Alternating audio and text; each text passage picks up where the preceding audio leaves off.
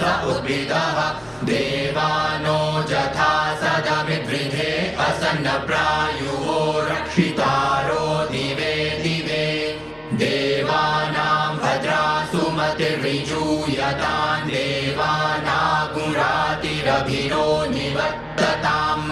देवानागुसंख्यमुपसेदिमा वयं देवान आयुः प्रतिरन्तु जीवसे तान् पूर्वयानि विदाहुमहे वयं भगमित्रमदितिं दक्षमश्रिधम् अर्जमणं वरुणगुं सोममश्विना सरस्वती